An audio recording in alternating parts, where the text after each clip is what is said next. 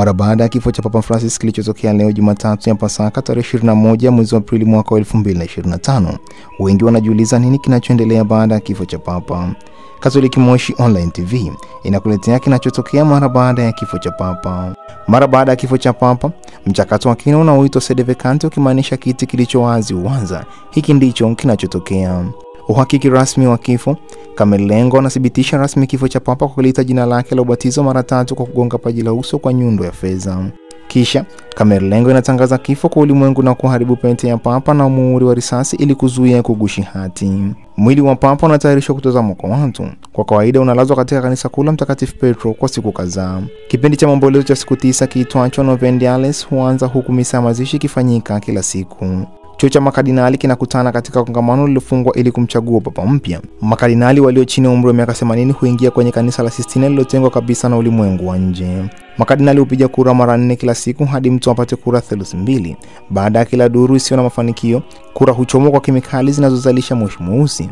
Papa anapochaguliwa, moshi mweupe huashiria uamuzi huo. Papa mpya anachagua jina lake la Papa na shemasi mkuu wa kardinali anatangaza akisema Habemus Papam, akimaanisha tunaye Papa, kutoka kwenye balkoni ya kanisa la Mtakatifu Petro. Kisha baada ya mchakato huo kupiga kura na kumchagua Papa, Papa mpya anaonekana kwenye balkoni kutoa baraka zake za kwanza kwa jiji na ulimwengu. Mchakato mzima unachanganya mapokeo ya kale na mazingatio ya kisasa kivitendo ili kuhakikisha mpito mzuri wa mamlaka ya upapa. Uchaguzi wa Papa mpya kwa kawaida hutokea siku 15 mpaka 20 baada ya kifo cha Papa alitangulia. Hivi ndivyo ratiba matukio inavyofanya kazi. Chuo cha makardinali lazima kianze kongamano. Mchakato wa uchaguzi wa Papa si mapema zaidi ya siku 15 na si zaidi ya siku 20 baada ya kifo cha Papa. Inawapa muda wa kutosha makardinali kutoka duniani kote kusafiri hadi Roma. Hutoa muda kwa ajili ya sherehe za mazishi na maombolezo ya marehemu Papa. Inawapa makardinali muda wa maombi na tafakari kabla ya kufanya uamuzi wao. Wakati wa kongamano lenyewe, mchakato wa upigaji kura unaendelea hadi mgombea apate kura ya 2/3. Hii inaweza kuchukua popote kutoka kwa siku moja hadi wiki kadhaa, kulingana na jinsi makardinali wanapofikia makubaliano ya haraka.